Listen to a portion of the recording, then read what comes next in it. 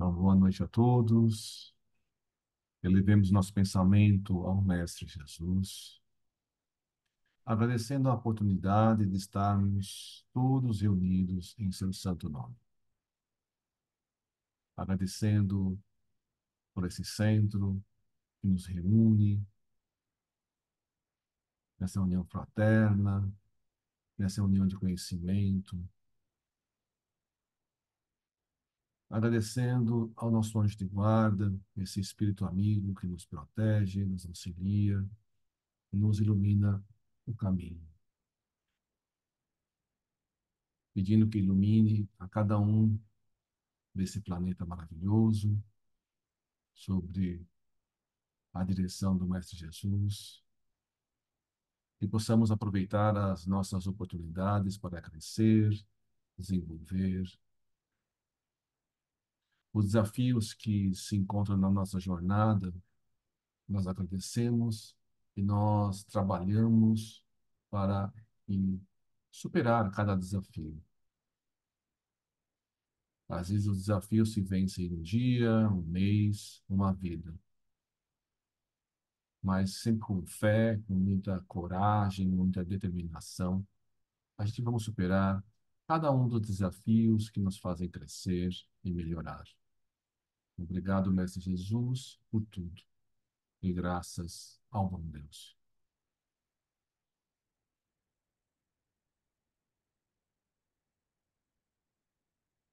A Ângela abriu o Evangelho no capítulo.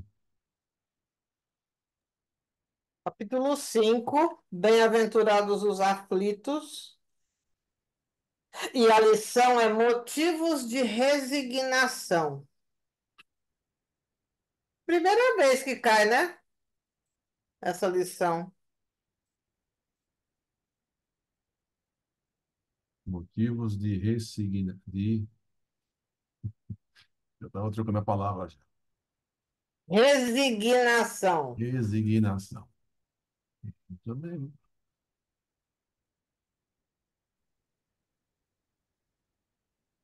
Ó, a Eliana entrou e ela está fazendo uma solda elétrica de arco na casa dela, você viu? Os flashes ali, ó. É. Bom, Ela está dirigindo. Tô no carro dirigindo, vou ouvindo.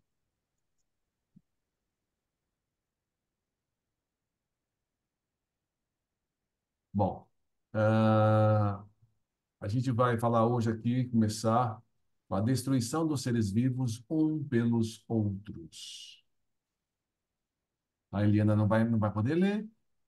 Quem gostaria de ler a lição de hoje? Eu começo a ler e se o Celso entrar, ele continua. Tá bom.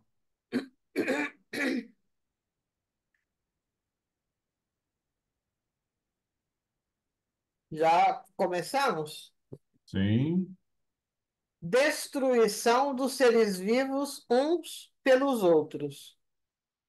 A destruição recíproca dos seres vivos é, dentre as leis da natureza, uma das que, à primeira vista, menos parecem conciliar-se com a bondade de Deus.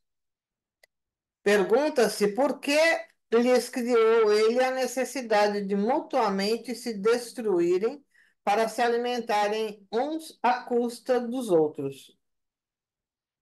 Para quem apenas vê a matéria e restringe a vida presente, a sua visão há de isso, com efeito, parecer uma imperfeição na obra divina. É que, em geral, os homens apreciam a perfeição de Deus do ponto de vista humano, medindo-lhes a sabedoria pelo juízo que dela formam. Pensam que Deus não poderia fazer coisa melhor do que eles próprios fariam, não lhes permitindo a curta visão de que dispõem. Apreciar o conjunto, não compreendem que um bem real possa decorrer de um mal aparente. Só o conhecimento do princípio espiritual, considerado em sua verdadeira essência, é o da grande lei da unidade que constitui a harmonia da criação. Pode dar ao homem a chave desse mistério e mostrar-lhe a sabedoria providencial e a harmonia, exatamente onde apenas vê uma anomalia, uma contradição.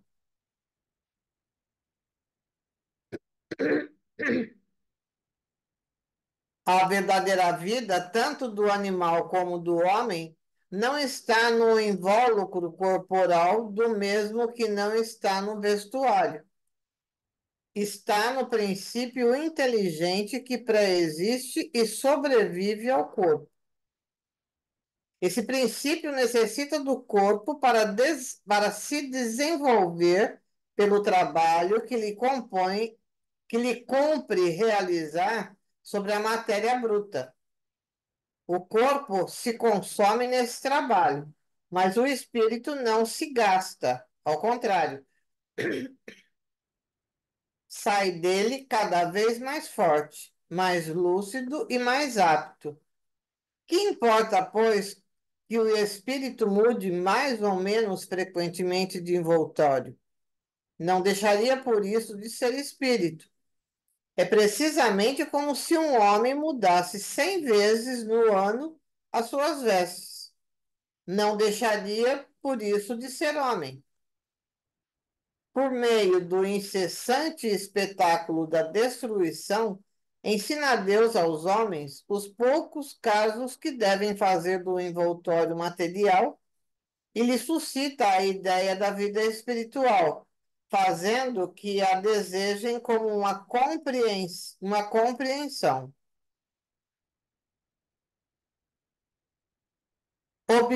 Objetar-se-á, não podia Deus negar a mesma, desculpa, não podia Deus chegar ao mesmo resultado por outros meios, sem constranger os seres vivos a se destruírem mutuamente, desde que na sua obra tudo é sabedoria. Devemos supor que essa sabedoria não existirá mais num ponto do que no que noutros. Se não o compreendemos assim, devemos atribuí-lo à nossa falta de adiantamento. Contudo, podemos procurar a pesquisa da razão do que nos pareça defeituoso, tomando por bússola esse princípio. Deus há de ser infinitamente justo e sábio. Procuremos, portanto, em tudo a sua justiça e a sua sabedoria, e curvemo-nos diante do que ultrapasse o nosso entendimento. Uma primeira utilidade que se apresenta de tal destruição, utilidade sem dúvida puramente física, é essa: os corpos orgânicos só se conservam com o auxílio das matérias orgânicas, matéria que contém os elementos nutritivos necessários à sua transformação. Como um instrumento de ação, o princípio inteligente, os corpos precisam ser constantemente renovados. A providência faz que sirvam à sua mútua manutenção. Eis porque os seres se nutrem um dos outros. Mas é o corpo que se nutre do corpo, sem que o espírito se aniquile ou altere. Fica apenas despojado do seu envoltório. Há também considerações morais de ordem elevada. É necessária a luta para o desenvolvimento do espírito. Na luta é que ele exercita suas faculdades. O que acaba em busca do o que ataca em busca do alimento e o que se defende para conservar a vida utilizam de habilidade e inteligência, aumentando em consequência as forças intelectuais. Um dos, um dos dois sucumbem, mas em realidade que foi o que mais forte ou o mais destro tirou ao mais fraco? As vestes de carne é nada mais. Ulteriormente, o espírito que não morreu tomará a outra. Nos seres inferiores da criação, naqueles a quem ainda falta o senso moral, nos quais a inteligência ainda não substitui o instinto, a luta não pode ter por móvel senão a satisfação de uma necessidade material. Ora, uma das mais imperiosas dessas necessidades é a da alimentação. Ele, pois, lutam unicamente para viver, isto é, para fazer ou defender uma presa, visto que nenhum móvel mais elevado os poderia estimular. É nesse primeiro período que a alma se eleva e ensaia para a vida. No homem, há um período de transição em que ele mal se distingue do bruto. Nas primeiras idades, domina o instinto animal, e a luta ainda tem por móvel a satisfação das necessidades materiais. Mais tarde, contrabalançam-se o instinto animal e o sentimento moral. Luta, então, o homem não mais para se alimentar, porém para satisfazer a sua ambição, ao seu orgulho, a sua necessidade de dominar. Para isso, ainda lhe é preciso destruir. Todavia, à medida que o senso moral prepondera, desenvolve-se a sensibilidade, diminui a necessidade de destruir, acaba mesmo por desaparecer, por se tornar odiosa essa necessidade. O homem ganha horror ao sangue. Contudo, a luta é sempre necessária ao desenvolvimento do espírito, pois mesmo chegando a esse ponto que nos parece culminante, ele ainda está longe de ser perfeito. Só à custa de sua atividade, o espírito adquire conhecimento, experiência e se despoja do último vestígio da animalidade. Mas nessa ocasião, a luta de sangrenta e brutal que era se torna puramente intelectual. O homem luta contra as dificuldades, não mais contra os seus semelhantes.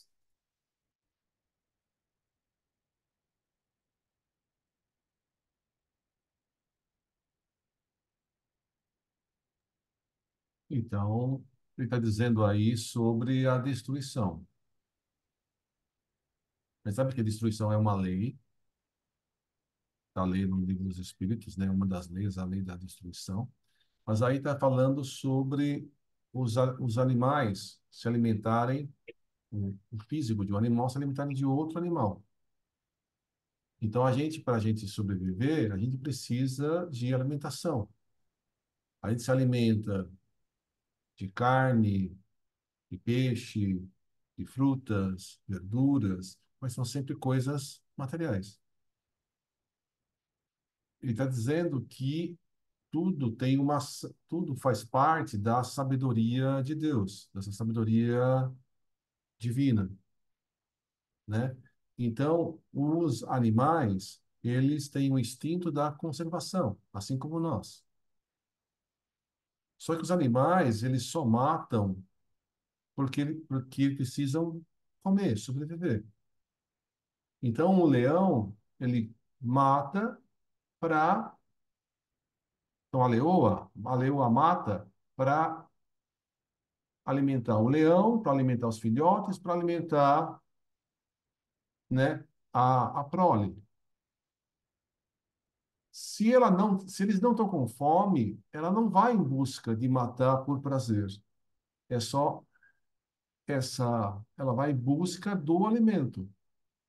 E assim faz parte todos os animais que vão se alimentando, vão se buscando e matam para sobreviver, para se manter. Nessa disputa, cada um deles se desenvolve, cada um deles evolui. Todos os seres estão em evolução. Então, para você perseguir uma presa, você vai desenvolvendo as suas habilidades. Para você fugir, você também desenvolve outras habilidades. Então, tudo isso tem uma evolução. Às vezes, o homem perturba esse equilíbrio. E quando o homem perturba esse equilíbrio, a natureza acaba respondendo. Então, a gente sabe que uma planta, um animal se alimenta de uma planta. Um inseto come vai assim, vão se comendo. E há um equilíbrio. Quando o homem, por exemplo, ele artificialmente elimina uma certa espécie, a espécie era que era comida por essa espécie, ela aumenta de quantidade.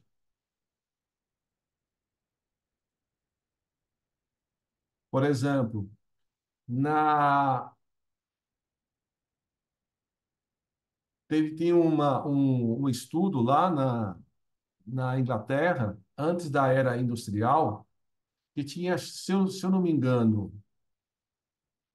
um tipo de ave que tinha o branco e o preto, o claro e o escuro.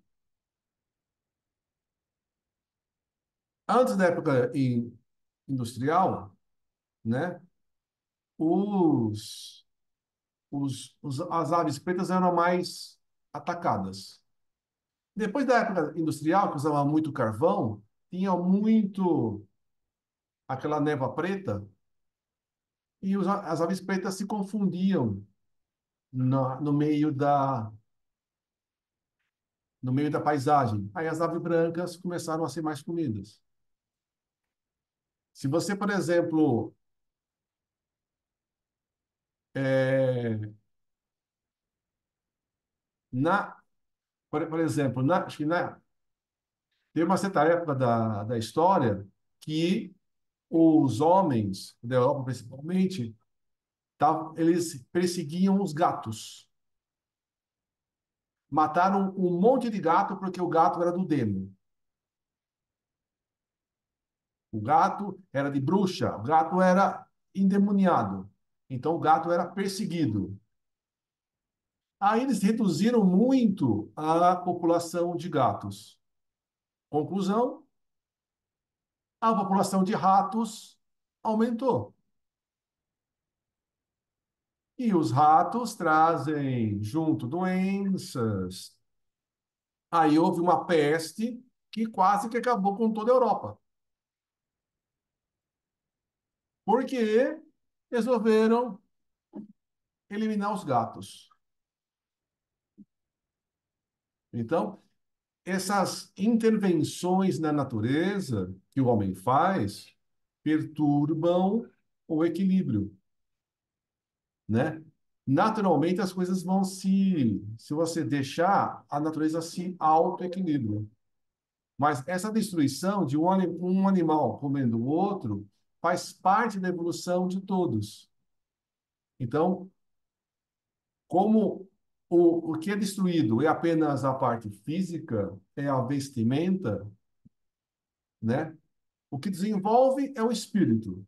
E o espírito não morre, seja de um animal, seja de um ser. Então, se você tem a roupa rasgada, você, com a sua essência, você continua vivo. Se o seu corpo morre, você continua vivo. Então, nessas disputas, nessas experiências, todo mundo cresce, todo mundo se desenvolve. Comentários?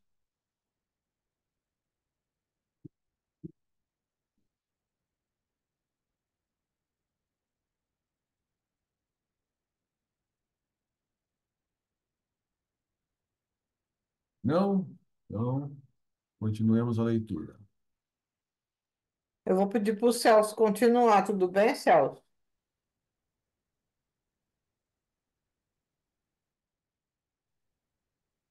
Tudo bem.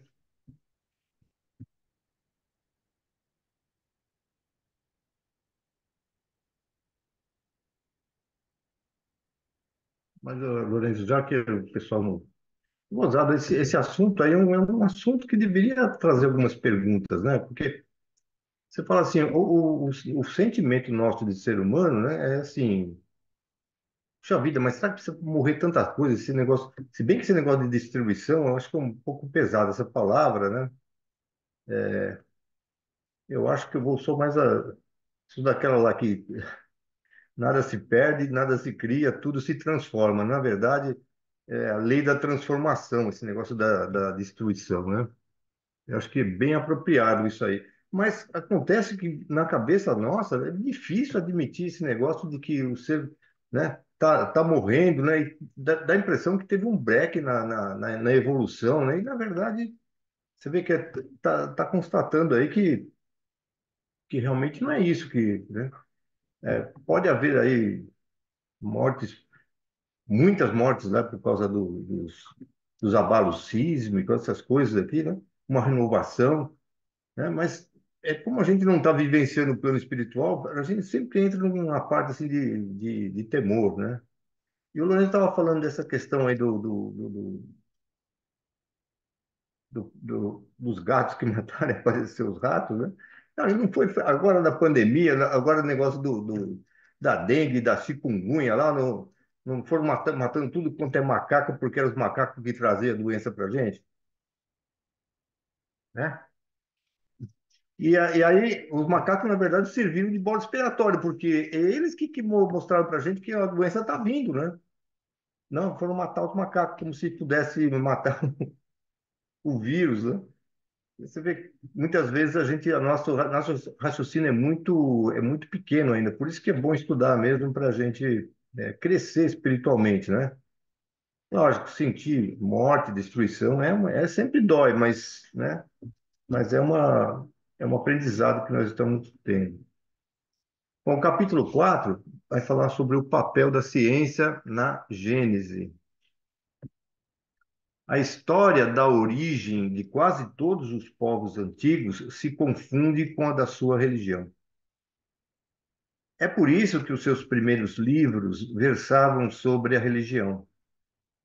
E como todas as religiões se ligam ao princípio das coisas, que é também o da humanidade, elas deram sobre a formação e a ordem do universo explicações em concordância com o estado de conhecimento da época e de seus fundadores. Daí resultou que os primeiros livros sagrados foram, ao mesmo tempo, os primeiros livros de ciência, como foram durante largo período o Código Único das Leis Civis. Nas eras primitivas, sendo necessariamente muito imperfeitos e meios de observação, muito eivadas de erros grosseiros, haviam de ser as primeiras teorias sobre o sistema do mundo. Mas, ainda quando esses meios fossem tão completos quanto são hoje, os homens não teriam sabido utilizá-los. Olha só, hein?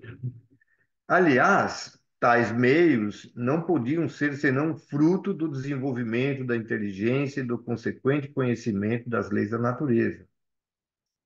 À medida que o homem se foi adiantando no conhecimento das leis, também foi penetrando os mistérios da criação e retificando as ideias que formara acerca da origem das coisas.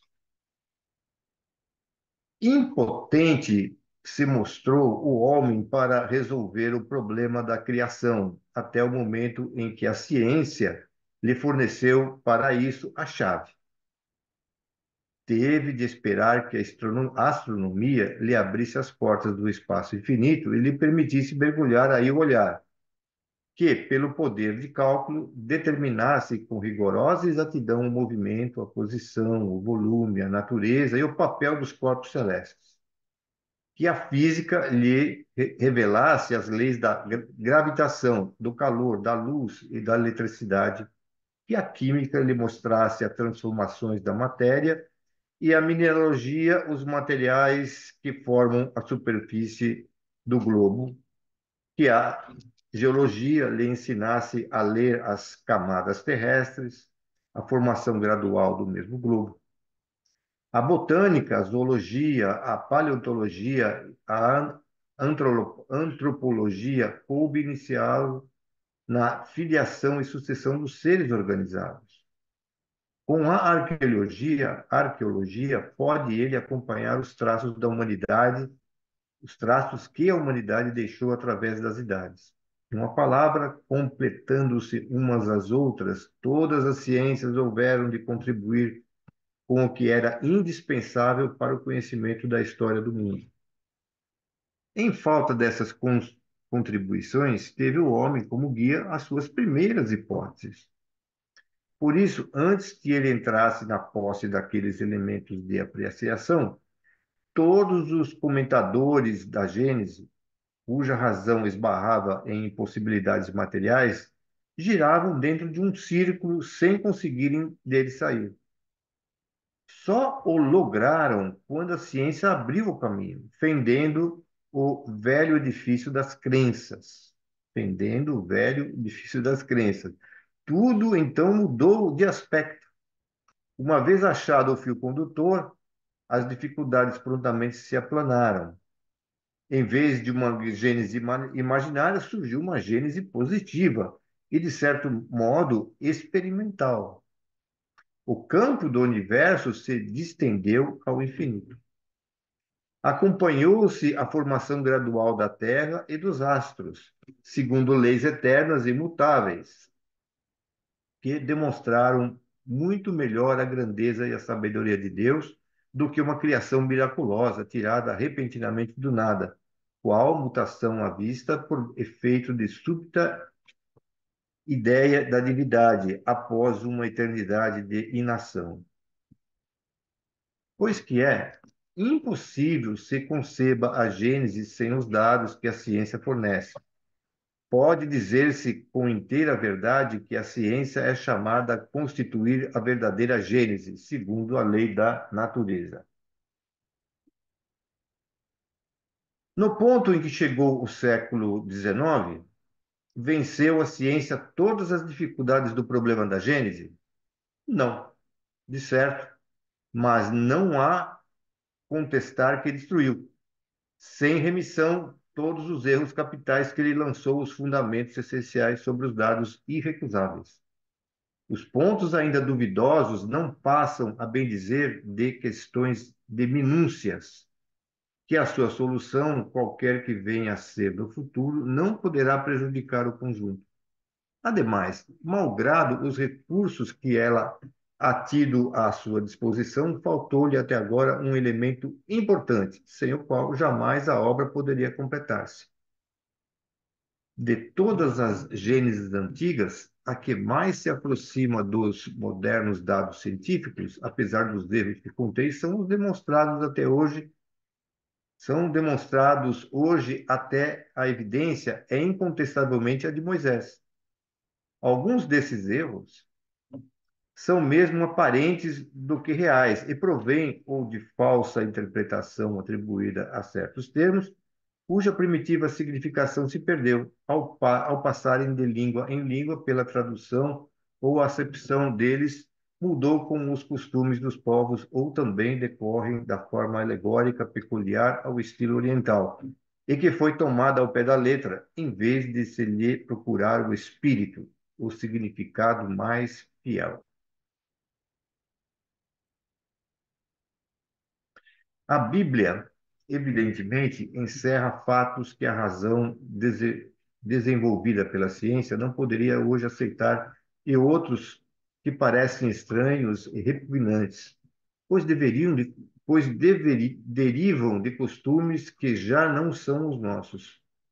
Mas, a par disso, haveria parcialidade em se não reconhecer que ela guarda grandes e belas coisas. A alegoria ocupa aqui considerável espaço, ocultando sobre o seu véu sublimes verdades, que se patenteiam, desde que se desça ao âmago do pensamento, pois que logo desaparece o absurdo. Por que então não se lhe ergueu mais cedo o véu?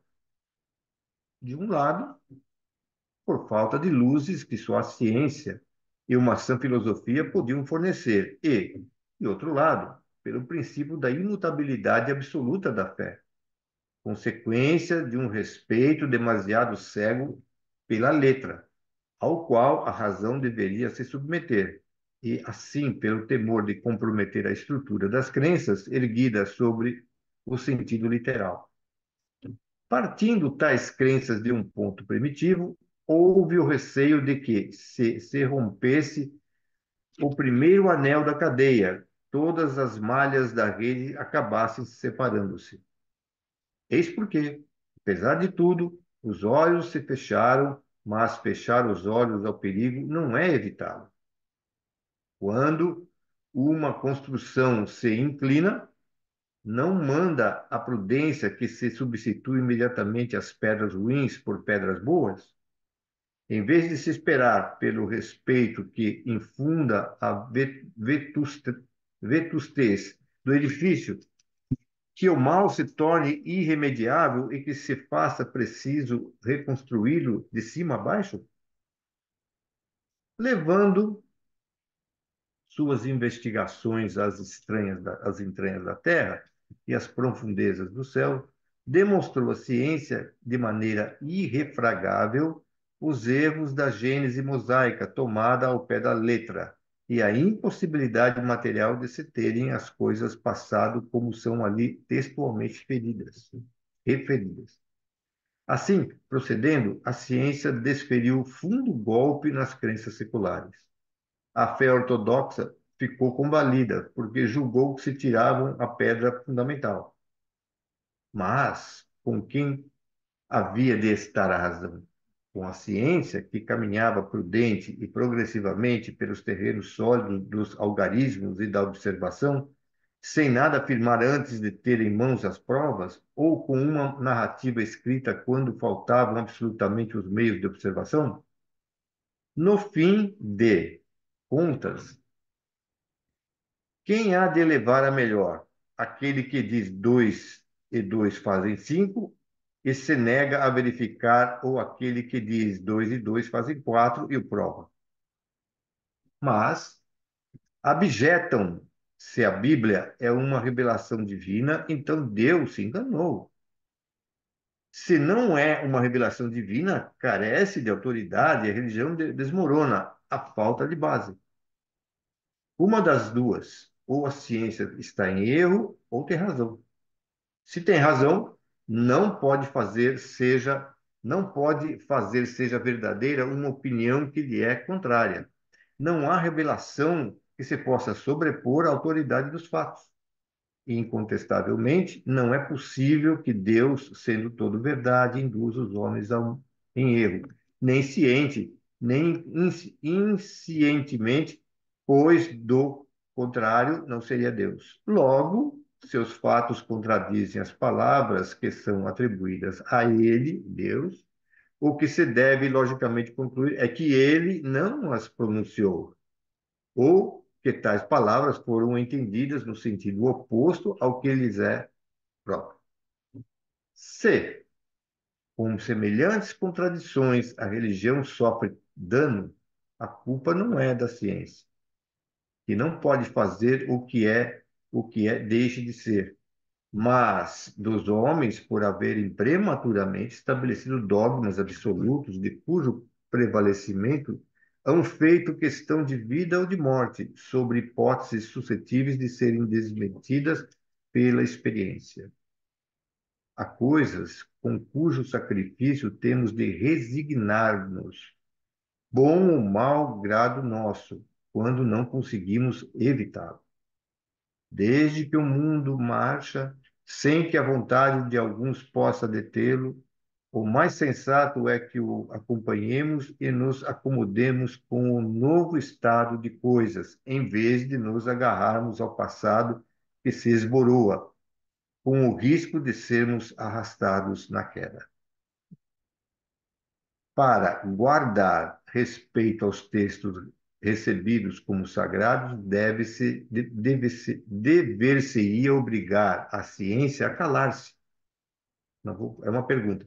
Por guardar respeito aos textos recebidos como sagrados, dever-se-ia obrigar a ciência a calar-se?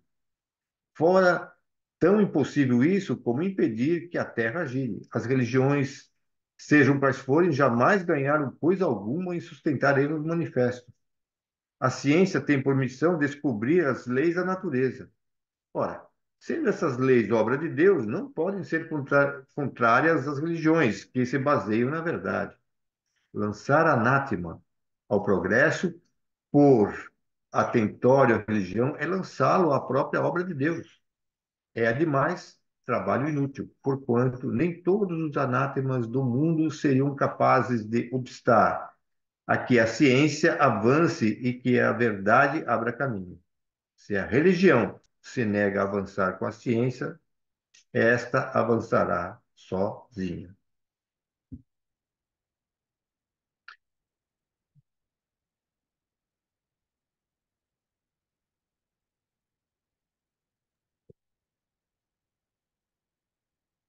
Bom, durante muitos anos, ou até séculos, durante muitos séculos, a religião dominava os vários países, os vários impérios, os vários. Então, a religião estava lá no meio, a religião dominava, e algumas pessoas se diziam intérpretes das religiões e diziam, ó, isso aqui é verdade e acabou. Ninguém pode discutir isso. Isso é um dogma. Isso é uma verdade absoluta, incontestável. Durante muitos anos, durante muitos séculos, pessoas que tentaram enfrentar essas ideias erradas dessas pessoas acabaram sendo mortas. Então as pessoas se escondiam, as pessoas não falavam. Então, Galileu Galilei, por exemplo, tem aquela história da Terra que gira em torno do Sol. E a ideia inicial era que a Terra era o centro do universo. Mas as pessoas acreditavam que a Terra é o centro do universo, então essa história, né, de a Terra girar em torno do Sol é um absurdo. Então, várias pessoas, inclusive Galileu, quase foi morto. E outras pessoas, como o Newton, por exemplo, estudou a Bíblia, mas escondeu esse estudo, porque podia ser morto. Então, as ideias dentro das pessoas à frente das religiões, se o pessoal contestasse a visão daquela pessoa, a pessoa estava perdida. A pessoa tinha poder, a pessoa podia mandar matar. A ciência, ela vai estudando, né, os vários ramos e vai comprovando as coisas. A ciência é perfeita? Não, a ciência vai descobrindo as coisas, uma coisa atrás da outra. Então ela descobre uma coisa, e outra, e outra, e outra. A ciência já descobriu tudo que existe para descobrir? Não. A cada dia ela estuda e descobre novas coisas. E vai fazendo hipóteses, e vai criando as leis da ciência. Agora, como é que foi feito os textos religiosos?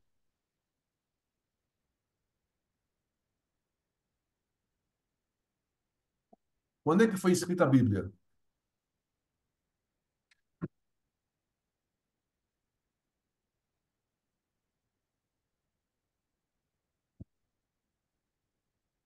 Quando foi escrita a Bíblia? Em várias épocas. Em várias épocas, em muitas épocas. Então, o Velho Testamento, ele é uma junção de muitas gerações. Então, não foi escrito por uma pessoa, mas por uma quantidade gigante de pessoas escreveram a Bíblia. E o que tem a Bíblia?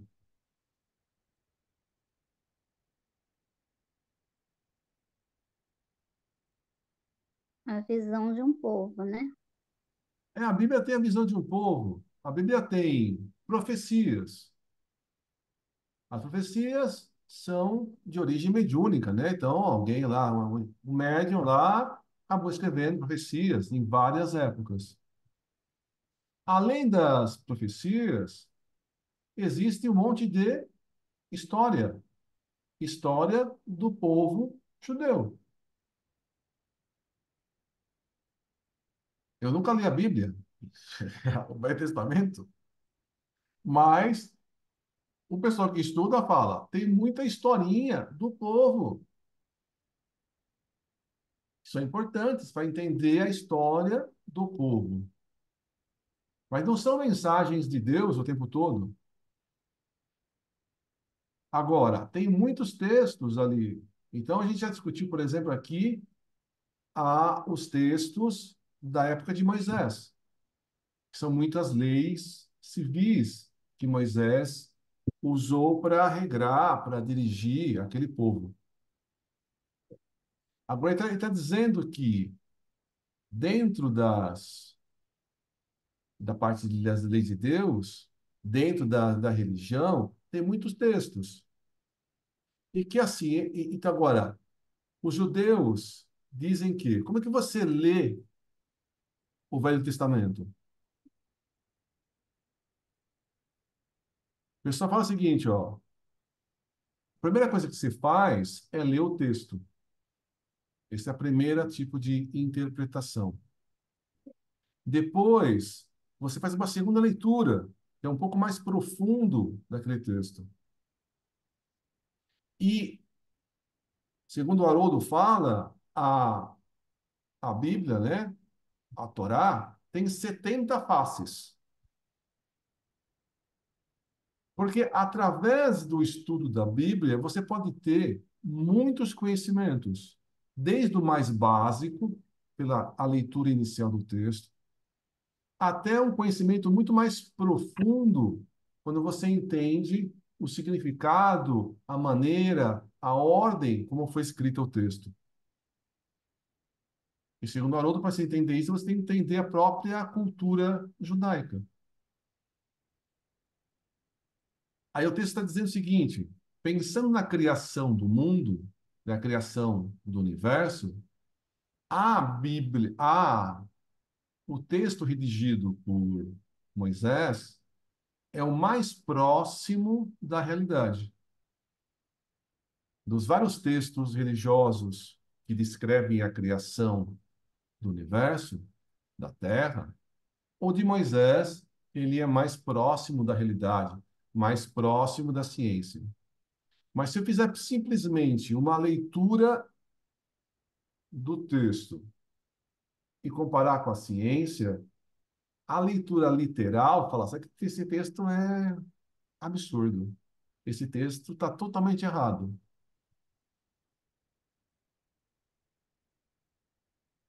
Então, Kardec está dizendo que, para entender o texto, esse, por exemplo, de Moisés, essa criação, né, a criação lá em 7 dias, ele não é uma leitura literal, mas é uma leitura um pouco mais aprofundada.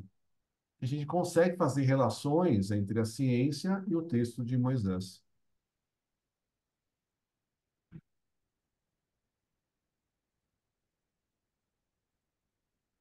Vários. Ela é interpretativa, né? Uma leitura interpretativa. Você tem que ler, né? E ver ali o que está realmente querendo dizer, né? Seria assim. A primeira superfície dela, ela é feita para criança decorar. Aí, a partir do segundo, terceiro, a partir do quinto, sexto, aí já são os rabinos. Então, o texto que está escrito ali só vai compreender aquele que estudou realmente a Torá.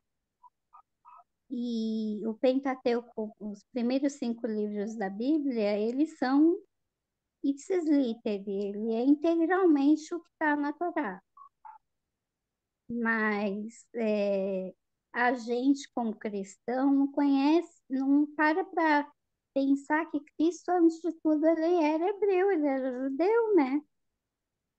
E ele, né, ele era chamado mestre, mestre dos mestres. Então, né, o que a gente tem da Gênesis ainda ele graças a Deus, o Espiritismo está aí trazendo para a gente bastante conhecimento, mas não dá para levar nem ao pé da letra, até porque nós não temos um conhecimento hebraico, nem judaico, nem nada disso para compreender o que está ali, a não ser aquilo que é para criança decorar. Então, A própria hermenêutica judaica diz que há 4 níveis de compreensão, né? O Haroldo também fala disso. Eu estava procurando agora, porque eu não me lembrava os nomes. O primeiro nível, que é esse que ela estava falando agora, é o Peshá. Depois vem o nível Remês, ou Hamas, Remês. Depois vem o nível drástico. O Hamas é o nível vamos dizer assim, daqueles que estão no colegial, né? Pegando aqui saiu do primário para o colegial. Depois vem o drástico, que já é um nível mais universitário. E o SOD, que é para aqueles que têm bem aprofundado a interpretação, né? E, inclusive, faz parte desse SOD o Gamaliel e o avô dele, que é o Eliel, né? E ele realmente tem uma interpretação bem profunda da lei, né? Quando a gente lê Paulo de Tarso, vê a forma como Gamaliel se conduz e explica as coisas para Paulo de Tarso, é muito profundo mesmo, né? E ele sempre, o pessoal do SOD sempre fala o seguinte, né? Eu preciso, vamos dizer assim, ele sempre fala assim, eu quero que você né, me conduza para uma coisa que eu nunca conheci, né? Então, uma interpretação além do que eles, eles têm, inclusive, né? Vai sempre cada vez mais profundo. E parece que esse pulso não tem fundo mesmo, né? Ou altitude, não sei, né?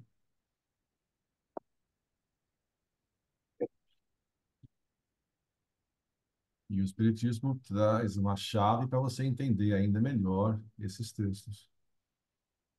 Mas você vê que os próprios judeus tinham dificuldade de interpretação desse negócio todo aí, né? E depois que o pessoal lê a Bíblia, a maioria é muito literal mesmo, né? E outra coisa, a dificuldade é convencer, ou então a pessoa se procurar e avançar na forma de entendimento disso, né? Então, ela prefere, às vezes, ficar naquele sistema dogmático, né? Alguém falou que é isso, e ela não quer discutir, não quer buscar razão, nada, né? Então, é por isso que eu digo, a humanidade é muito distraída, né? Muito, né? Ainda a evolução é lenta. Parece que a dor tem que motivar as pessoas, né? Muito bom.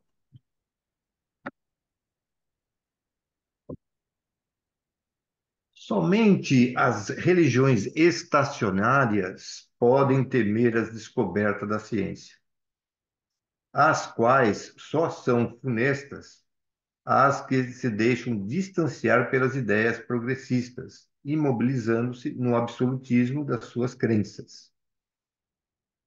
Elas, em geral, fazem tão mesquinha ideia da divindade que não compreende que assimilar as leis da natureza, que a ciência revela, é glorificar a Deus em suas obras. Na sua cegueira, porém, essas religiões preferem render homenagem ao espírito do mal, atribuindo-lhe essas leis. Uma religião que não estivesse, por nenhum ponto, em contradição com as leis da natureza, nada teria que temer do progresso e seria invulnerável. A Gênese se divide em 2 partes: a história da formação do mundo material e da humanidade, considerada em seu duplo princípio corporal e espiritual. A ciência se tem limitado à pesquisa das leis que regem a matéria. No próprio homem, ela apenas está estudado, no próprio homem, ela apenas ha estudado o envoltório carnal. Por esse lado, chegou a inteirar-se com exatidão das partes principais do mecanismo do universo e do organismo humano. Assim, sobre esse ponto capital, pode completar a Gênese de Moisés e retificar-lhe as partes defeituosas.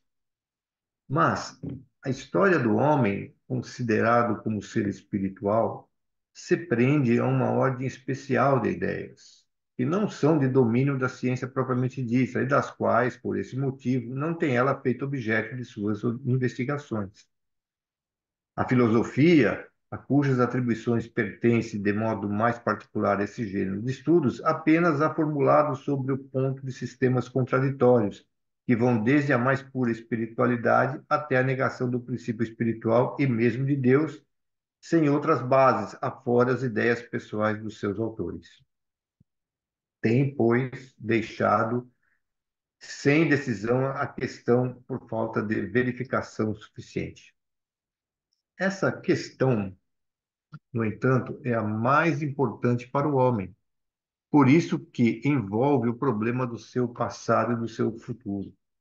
A do mundo material apenas indiretamente o afeta.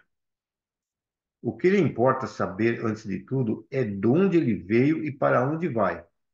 Se já viveu e se ainda viverá. Qual a sorte que lhe está reservada?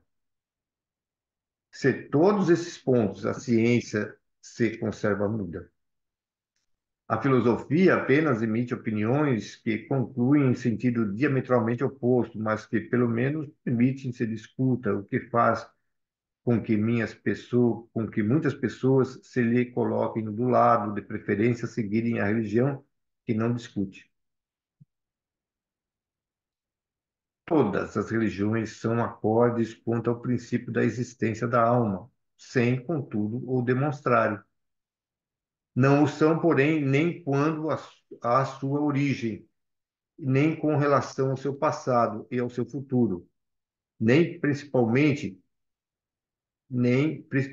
e isso é o essencial quanto às condições de que depende a sua sorte vindoura. Em sua maioria, elas apresentam como o futuro da alma e impõem a crença dos seus adeptos. Um quadro que somente a fé cega pode aceitar, visto que não suporta exame sério. Ligado aos seus dogmas, as ideias que nos tempos primitivos se faziam do mundo material e do mecanismo do universo, o destino que elas atribuem à alma não se concilia com o estado atual dos conhecimentos. Não podendo, pois, senão perder com o exame e a discussão, as religiões acham mais simples prescrever um e outro. Dessas divergências no tocante ao futuro do homem nasceram a dúvida e a incredulidade. Entretanto, a incredulidade dá lugar a um penoso vácuo. O homem encara com ansiedade o desconhecimento em que tem fatalmente de penetrar. Gela-o a ideia do nada. Diz-lhe a consciência que alguma coisa lhe está reservada para além do presente. O que será? Sua razão, com o desenvolvimento que a alcançou, já lhe não permite admitir as histórias com que o acalentaram na infância, nem aceitar como realidade a alegoria. Qual o sentido dessa alegoria? A ciência lhe rasgou um canto do véu, não lhe revelou, porém, o que mais lhe importa saber? O homem interroga em vão, nada lhe responde ela de maneira peremptória e apropriada a lhe acalmar as apreensões. Por toda parte depara com a afirmação e se chocar com a negação, sem que de um lado e do outro se apresentem provas positivas. Daí a incerteza. E a incerteza sobre o que concerne à vida futura faz que o homem se atire, tomado de uma espécie de frenesi, para as coisas da vida material. Esse o inevitável efeito das épocas de transição.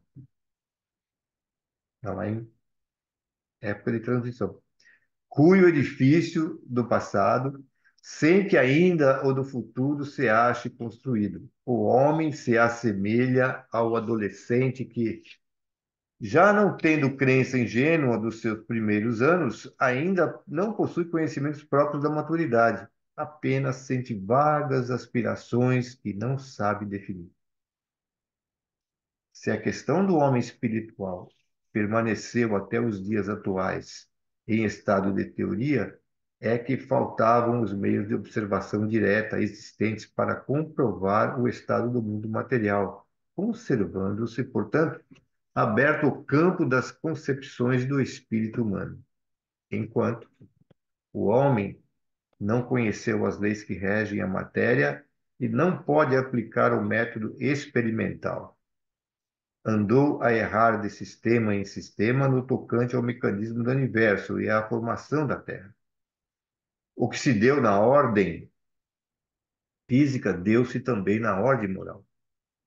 Para fixar as ideias, faltou o elemento essencial, o conhecimento das leis a que se acha suspeito o princípio espiritual.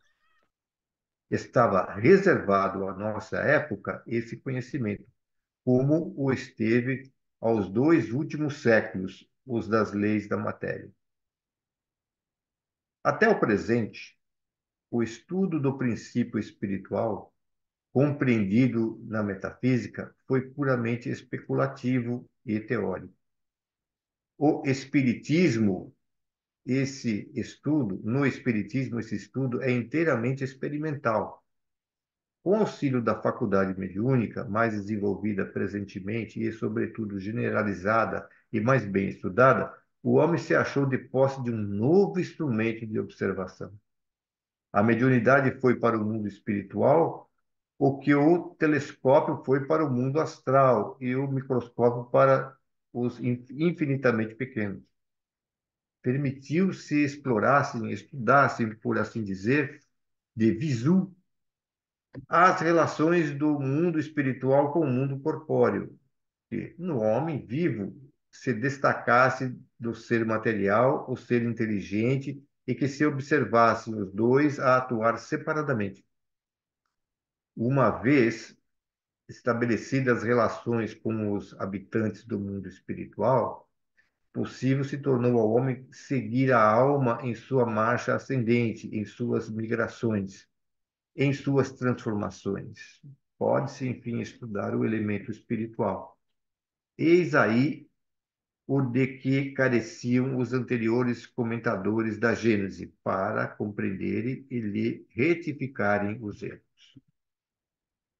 Estando o mundo espiritual e o mundo material em incessante contato, os dois são solidários um com o outro. Ambos têm a sua parcela de ação na Gênese.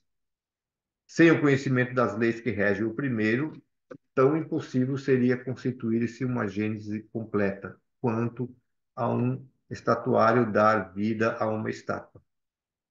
Somente agora, conquanto nem a ciência material, nem a ciência espiritual hajam dito a última palavra, possui o homem os dois elementos próprios a lançar luz sobre esse imenso problema. Eram-lhe absolutamente indispensáveis essas duas chaves para chegar a uma solução, ainda que aproximativa.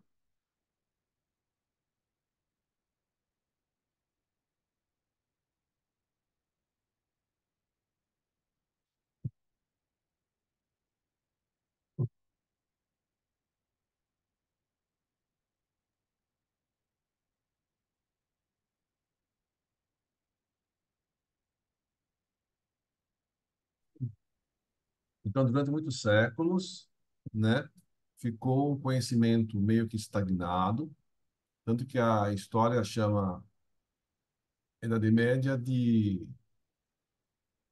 Idade das Trevas,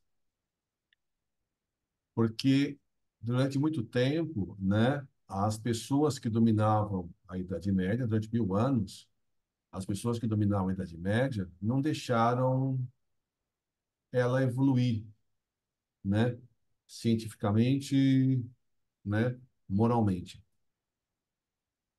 Então, todo esse conhecimento estava meio que parado. Até que a ciência veio, progrediu, e mesmo algumas pessoas querendo barrar a ciência, começou muitas pessoas já estudando aqui, lá, começou esse conhecimento cada vez maior, e a ciência foi se desenvolvendo. As ideias vão se multiplicando, as pessoas foram discutindo. Então, o conhecimento científico, a metodologia experimental foi dando base para você entender a matéria.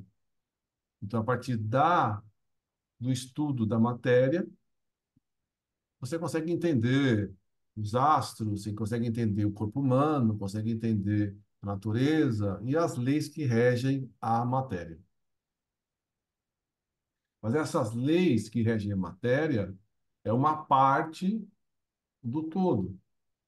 Outra parte é as leis que regem o mundo espiritual, o princípio espiritual.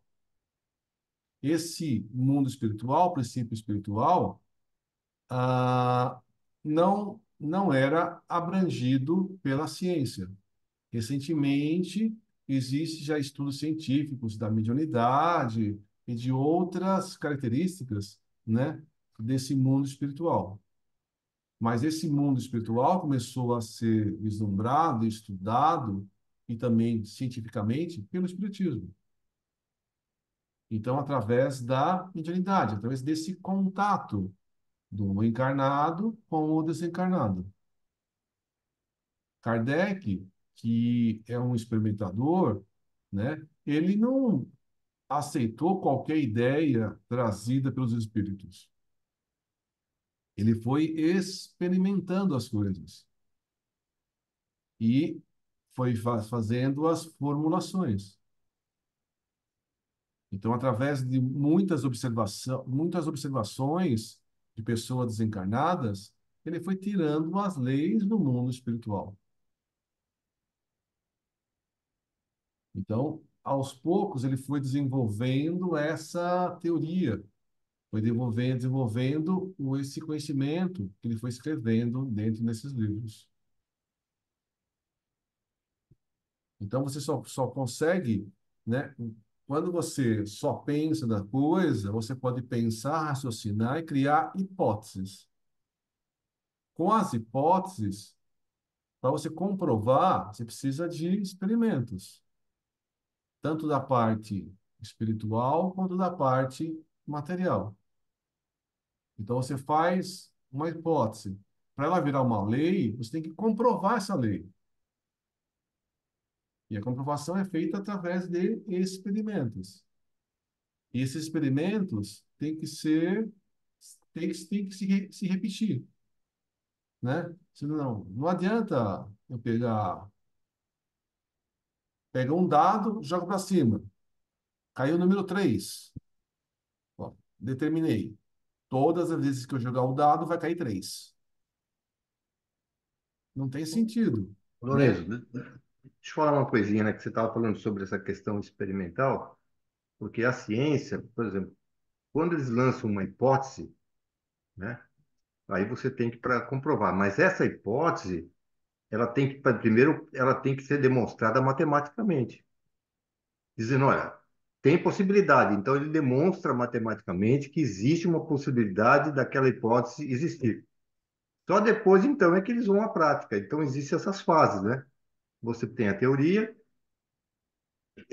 faz os cálculos matemáticos para comprovar, e aí você tendo evidências, aí você passa para a prática, né?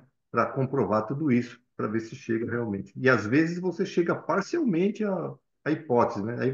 Por isso que daí chega parcialmente, aí você, não, mas tem uma outra estrada, tem outro caminho. Aí começam a estudar mais uma vez por que tem a diferença, não conseguiu, e essas coisas, e aí vão avançando devagarzinho. Desculpa interromper. Então, as hipóteses são baseadas em teorias, em matemática, ou mesmo em observações. Às vezes a coisa é tão. Às vezes você tem uma certa ideia, e a ideia, por exemplo, Como é que foi definido átomo?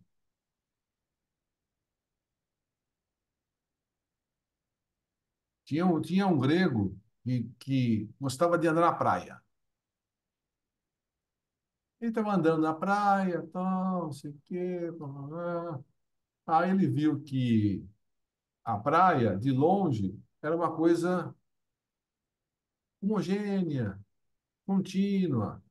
Aí, quando ele chegava mais próximo da areia, ele via que a areia era formada de pequenas partículas, pequenos grãozinhos.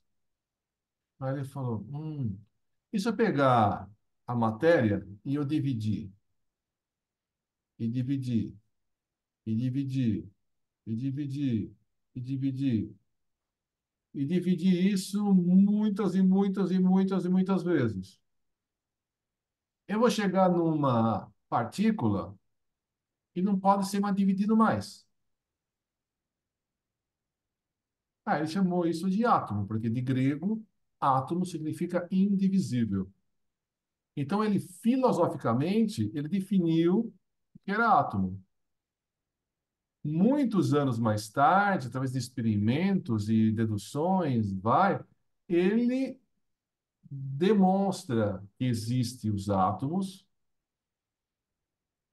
e muitos anos atrás, ele percebeu que o átomo, que é indivisível, é divisível, mas a palavra átomo ficou. E a palavra que o grego trouxe lá, então ele pensou, filosofou, e depois de séculos depois, eles foram entender o que que era realmente o átomo. Então, você pode partir de uma ideia só filosofando, pode partir de uma ideia matematizando, né, com as teorias, e você tem que ir comprovando. E, logicamente, que essa teoria vai se melhorando. Então, Einstein, que era um gênio, ele formulou uma teoria. Mas hoje, os doidos de hoje perceberam que as ideias de Einstein tinham alguns erros e estão melhorando a teoria do Einstein, né? Nós, seres mortais, a do Einstein já está bom demais. Mas tem os doidos da vida que estão aperfeiçoando as ideias do Einstein e vendo que Einstein tinha alguns erros e estão corrigindo, e aperfeiçoando e melhorando. Mas isso só faz através da experimentação, dos testes. Então, a gente sabe que, moralmente, a gente evolui. E como que a gente evolui? Através dos experimentos. Então, Kardec está falando isso, né? Você tem um estudo, né, da ciência da matéria, do espírito, do princípio espiritual.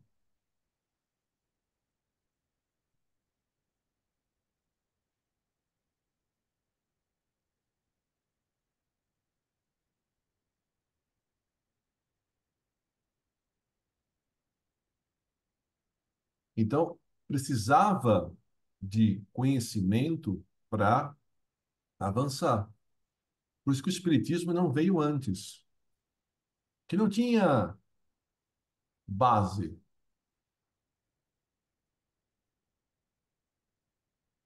A mesma coisa é o seguinte, você vai tentar ensinar para uma pessoa, né, como que você projeta uma ponte e não ensinou a matemática básica para ele ainda. Como é que você projeta a ponte se você não sabe nem fazer conta? Então, você precisa primeiro desenvolver a matemática, desenvolver, aperfeiçoar essa matemática, desenvolver a física, aperfeiçoar a física, para você, com todo esse conhecimento que você tem da ciência, você conseguir projetar uma ponte que não caia, né? A ponte não pode cair, tem esse detalhe. Então, faz uma ponte aí, né? Desce. Tem um trabalho que os alunos fazem em mecânica, que eles tentam fazer uma ponte usando palito de sorvete e cola. Aí eles vão construindo lá. Depois que eles constroem a ponte, eles tentam, estudam a resistência da ponte. Se eles fazem uma ponte decente, a ponte resiste ao que eles disseram. Ou a ponte cai facilmente.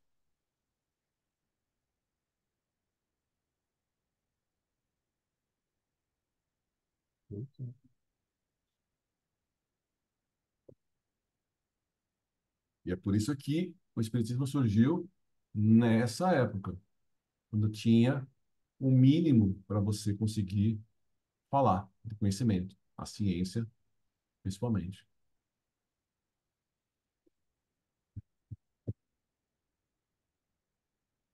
Comentários, discussões, perguntas?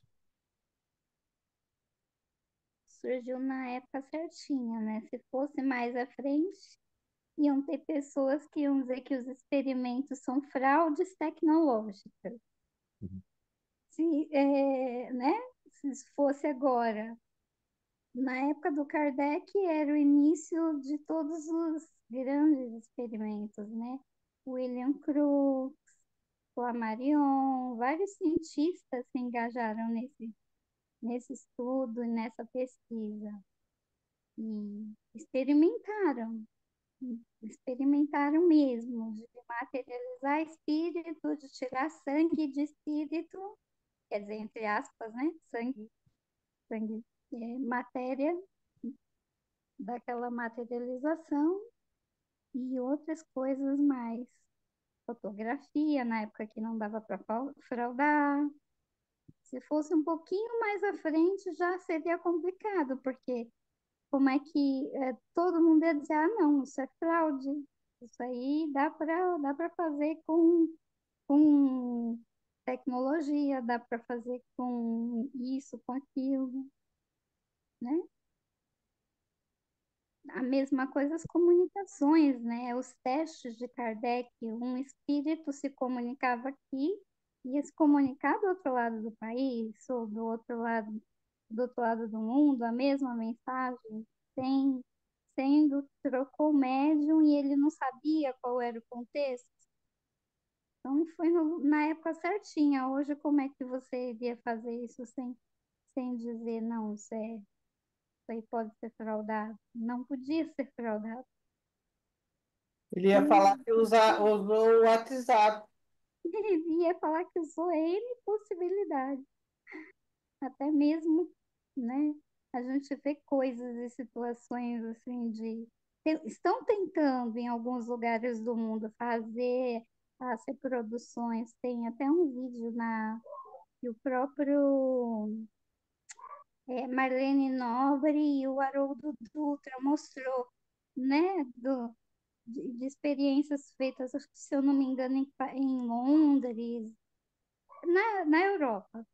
E é a mesma coisa que aconteceram nas mesas girantes, os mesmos efeitos trancados dentro de. Não tem como fraudar, mas vai ter sempre gente que vai dizer: não, aqui foi efeito tecnológico, pirotécnico, ou coisas assim.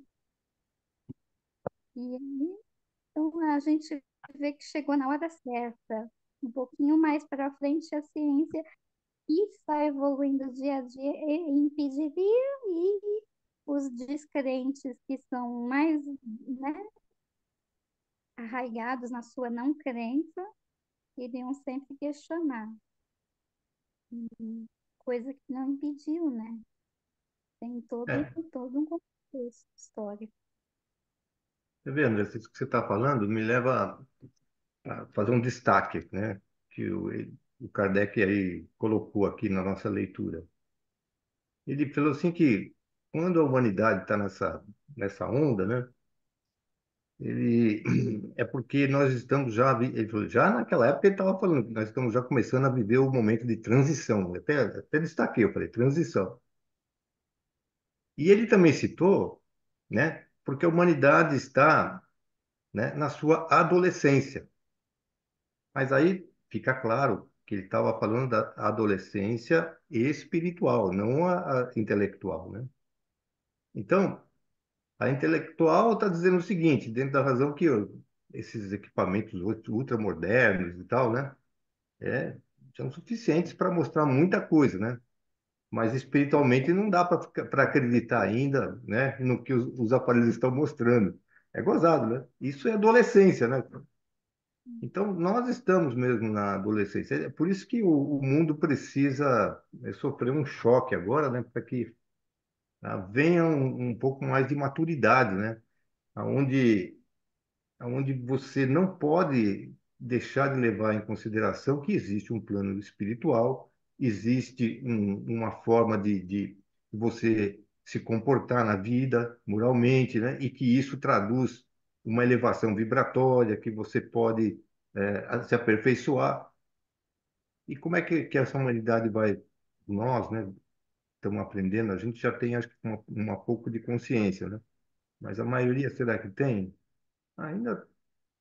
Então, por isso, esse choque que nós estamos passando agora, que vai realmente mexer com muita gente aí, para justamente criar um amadurecimento da, da humanidade, né?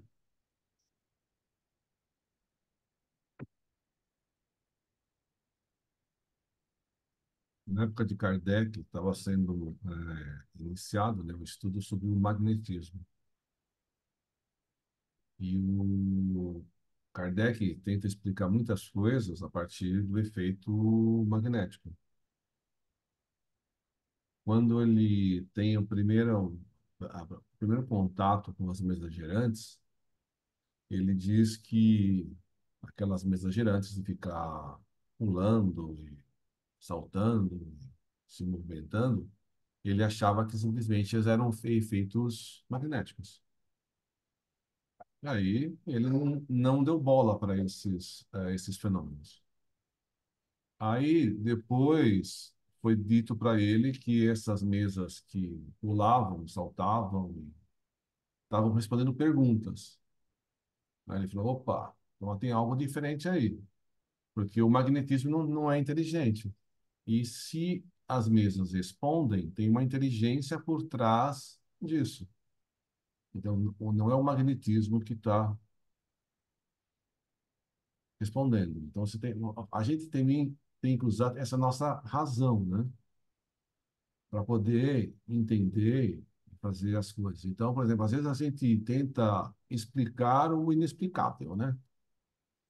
Então, o espírita quer explicar qualquer coisa. E não é bem assim, né? Você não pode. Ó, isso aqui, ó, o cachorro latiu para mim. O cachorro está sendo obsediado. É um sinal, é um sinal. Ah, eu tropecei. É o meu obsessor que me deu uma rasteira. Então, a gente tem que também usar a nossa inteligência, desenvolver a nossa inteligência, né? E, como diz Kardec, tem que ter a nossa razão. Então, a gente tem que desenvolver a nossa razão e entender tudo, né? Então, observar todos os fatos e deduzir aquelas leis que estão por trás daqueles fatos, né? Porque transformar algo em maravilhoso é muito fácil. E como a Andresa falou, hoje ainda é muito mais fácil fazer esses truques, né? Fazer uma coisa sumir, uma coisa aparecer, comunicação a longa distância, isso é muito mais fácil, né? Então, realmente, você tem que, antes de acreditar em uma coisa, tem que tirar a parte óbvia, né? Agora, então você tem que estar com a mente aberta para tirar, para entender o que é natureza espiritual, natureza material, e também as pessoas têm que estar abertas para entender essa influência espiritual, e não só a matéria, tá? Não é só a matéria que faz as coisas. Da onde vem a inteligência? Através de estudos, né? Através de perceberam-se que uma pessoa que estava morta, então, digamos, uma pessoa morreu por 2 minutos, então não tem atividade cerebral. E essa pessoa morta por esses 2 minutos, quando ela volta, ela revive, ela relata o que aconteceu durante aqueles 2 minutos. Mas como é que ela presenciou e consegue falar o que o médico fez, o que aconteceu dentro lá do lugar do hospital, se o cérebro estava parado? Então, a ciência e muitas pessoas já estão dizendo que existe uma inteligência extra-corpo. Não fala de espírito, não fala disso, mas muitas pessoas já estão dizendo existe uma inteligência fora do corpo, para você conseguir justificar e comprovar o que as pessoas relatam esses momentos de instantes, né? Que o corpo está morto, mas você consegue gravar ainda e relatar o que aconteceu. Então você tem que estar aberto o que está acontecendo. Não ficar só. Não, eu nego mesmo que eu veja.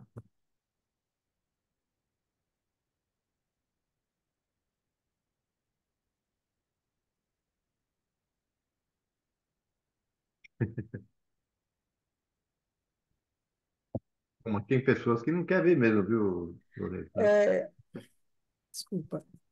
Porque É, tem uma... Peraí, deixa eu contar. Uma moça que estava conversando comigo, né? E ela falou, não, eu estou sofrendo tanto com a morte da minha mãe, né? Ah, ora por ela, tal, mas eu sinto a falta dela.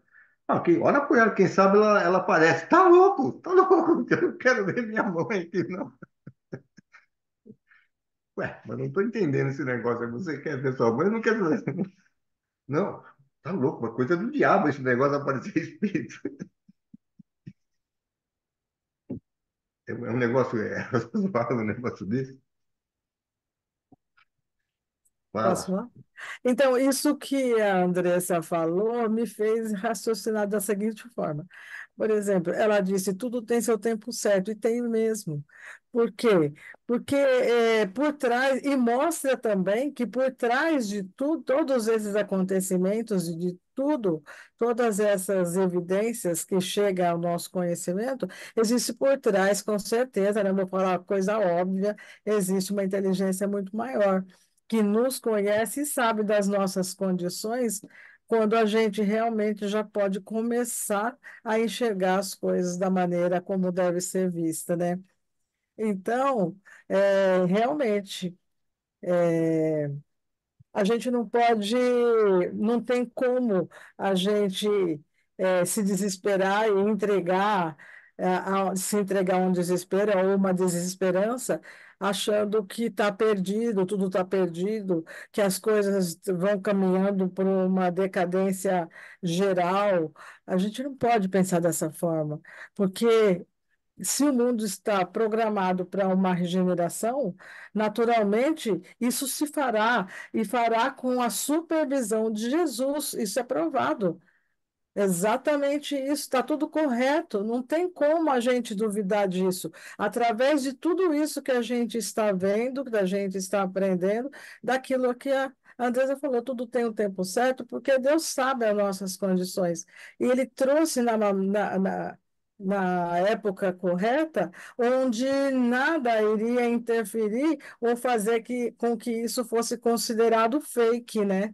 Como tudo agora é fake, isso não dá. Como o Lourenço falou sobre, sobre isso de ter essa comprovação.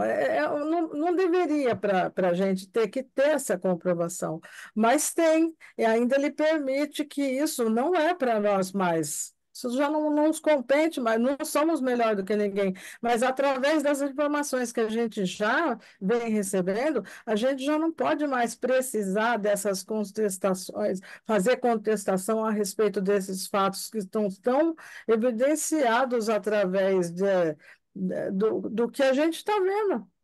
Então, essa inteligência muito maior existe, está sempre com a gente, e não há motivo para desespero.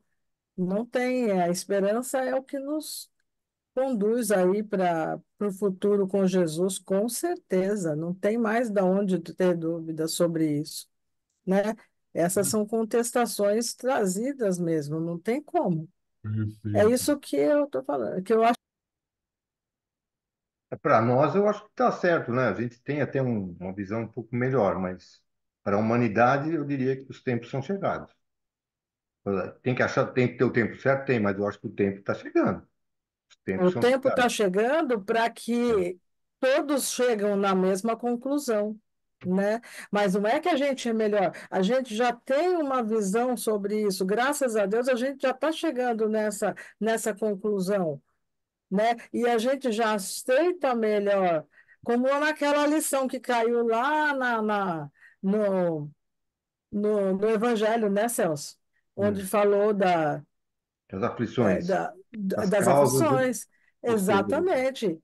Falou das causas das aflições, então ali se explica de uma maneira muito correta como a gente tem que entender e ver as aflições. Não como uma coisa degenerativa, mas uma construção de consciência correta.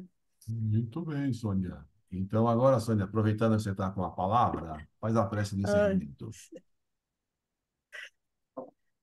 então vamos agradecer a Deus, nosso Pai, ao nosso querido Mestre Jesus, que tanto se empenha para que nós tenhamos uma evolução da melhor forma e com o tempo correto, né, através do nosso esforço, e mostrando isso para que nós tenhamos cada vez mais a certeza de que o nosso esforço é necessário.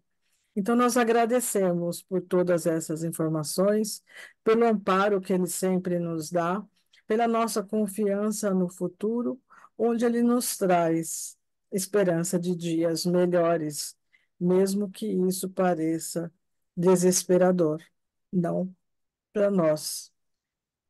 Muito embora somos humanos, e mesmo que nós tenhamos essa confiança, sofreremos com o desespero de todos os nossos irmãos que ainda não entenderam. Então, para isso, pedimos a Ele e a Deus, nosso Pai, que esteja conosco sempre, para que nós tenhamos condições de exemplificar essa confiança, levando para todos esses nossos irmãos o consolo tão necessário nesses dias de hoje, através dessa palavra tão esperançosa de Jesus para o nosso futuro. E assim a gente agradece com a oração que ele sempre nos ensinou. Pai nosso que estais no céu, santificado seja o vosso nome.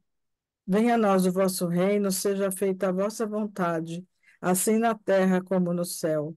O pão nosso de cada dia nos dai hoje. Perdoai, Senhor, as nossas dívidas, assim como nós perdoamos os nossos devedores. E não nos deixeis cair em tentações, mas livra-nos, Senhor, de todo o mal. Que assim seja, e graças a Deus.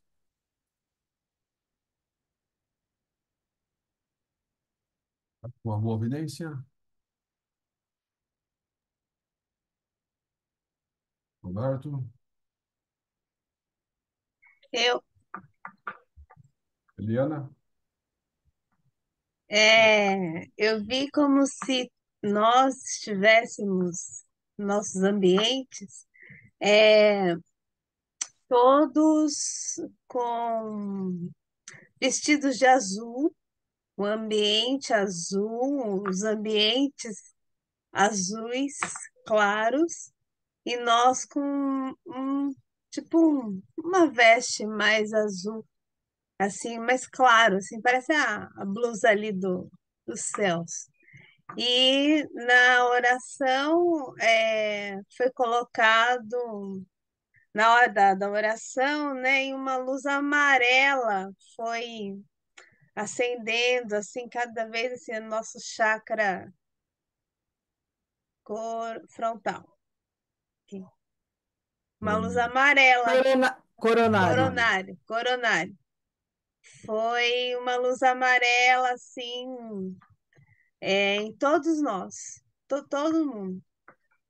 Foi isso. Andressa, viu alguma coisa? Não vi nada. Roberto?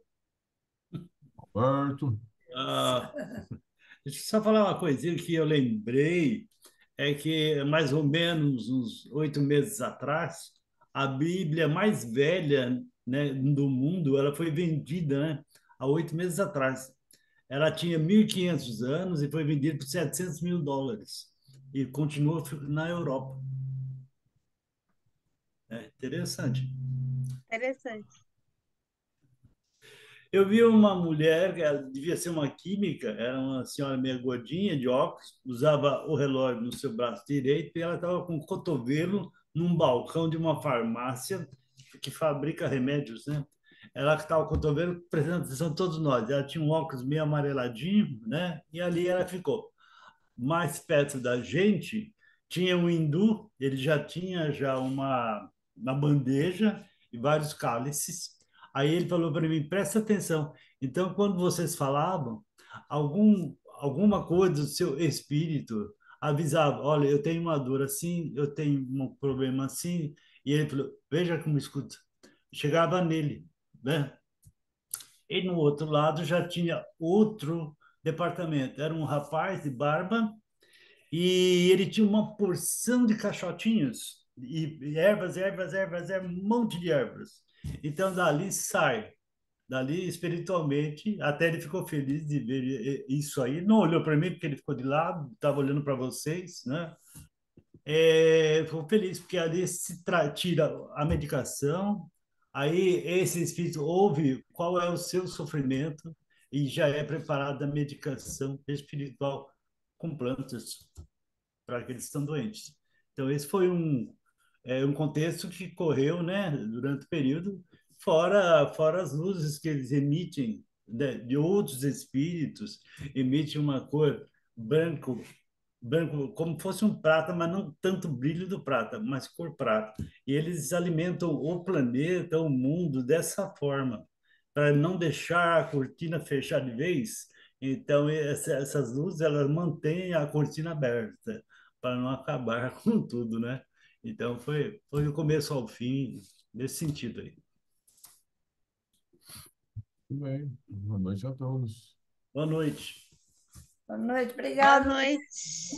Pessoal. Boa Boa noite. noite, obrigado, Celso. prof. Descanse para Obrigado, vocês. Celso. Obrigada, Nega, gente. Andressa, Ana, Lili, Tchau, tchau, obrigado. Ana, tchau, Carlinhos.